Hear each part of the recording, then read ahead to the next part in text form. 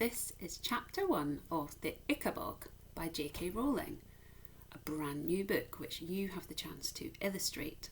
You can find out more from this week's home learning pack, or you can go to www.theickabog.com. Now for chapter 1, King Fred the Fearless. Once upon a time, there was a tiny country called Cornucopia, which had been ruled for centuries by a long line of fair-haired kings. The king at the time of which I write was called King Fred the Fearless.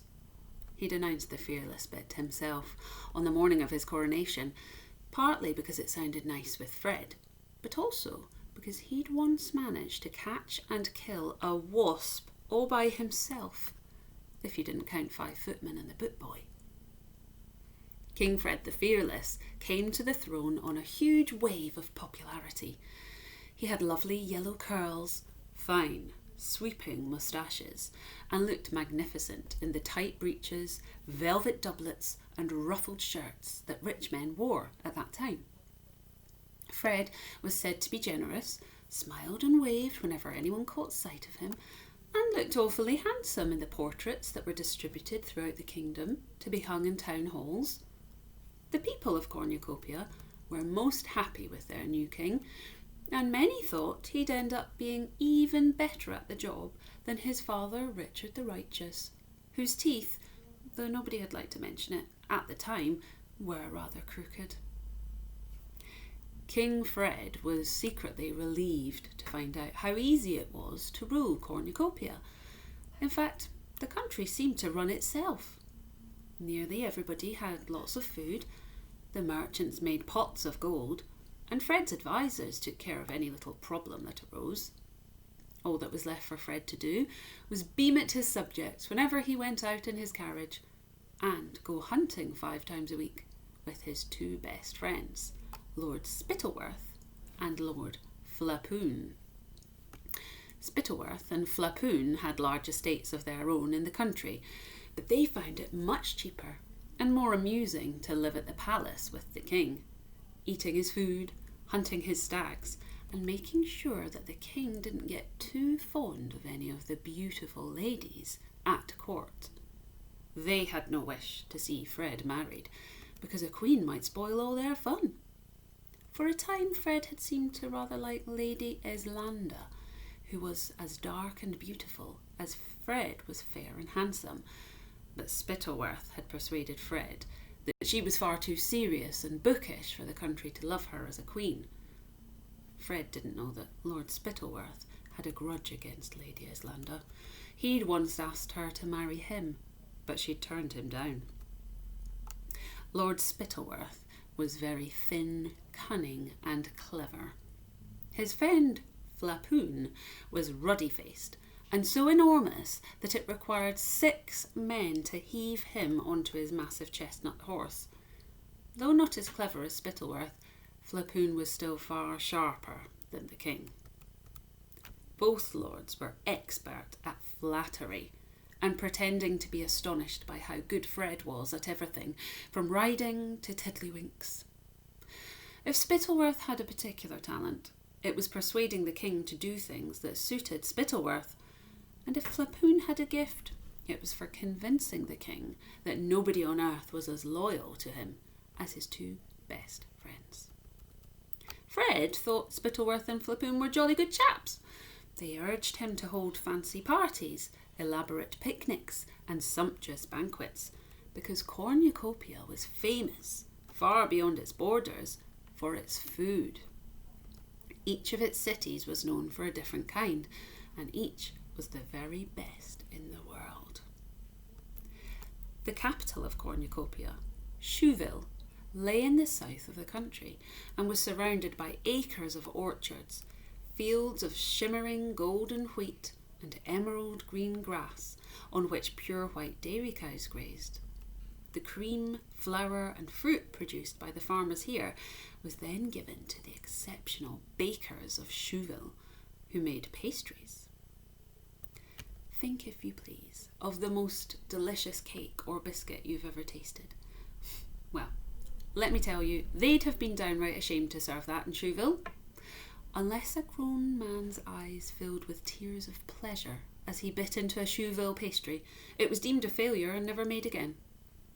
The bakery windows of Chouville were piled high with delicacies such as maidens' dreams, fairies' cradles, and most famous of all, hopes of heaven, which were so exquisitely, painfully delicious that they were saved for special occasions, and everybody cried for joy as they ate them.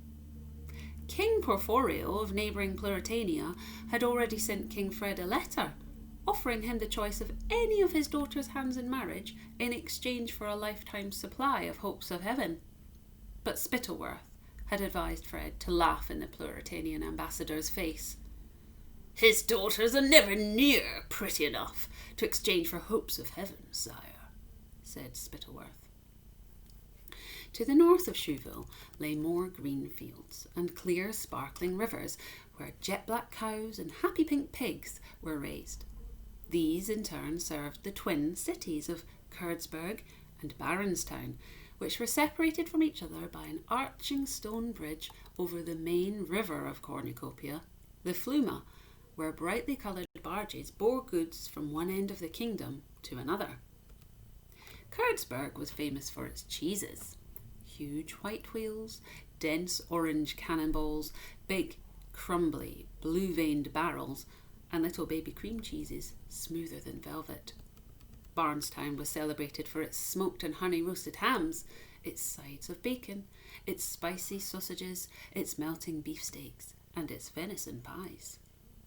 The savoury fumes rising from the chimneys of the red brick Barronstown stoves mingled with the odorous tang wafting from the doorways of the Kurdsburg cheesemongers, and for 40 miles all around, it was impossible not to salivate breathing in the delicious air. A few hours north of Kurdsburg and Barronstown, you came upon acres of vineyards, bearing grapes as large as eggs, each of them ripe and sweet and juicy. Journey onwards for the rest of the day, and you reached the granite city of Jeroboam, famous for its wines. They said of the Jeroboam air that you could get tipsy simply walking its streets. The best vintages changed hands for thousands upon thousands of gold coins, and the Jeroboam wine merchants were some of the richest men in the kingdom. But a little north of Jeroboam, a strange thing happened. It was as though the magically rich land of Cornucopia had exhausted itself by producing the best grass, the best fruit, and the best wheat in the world.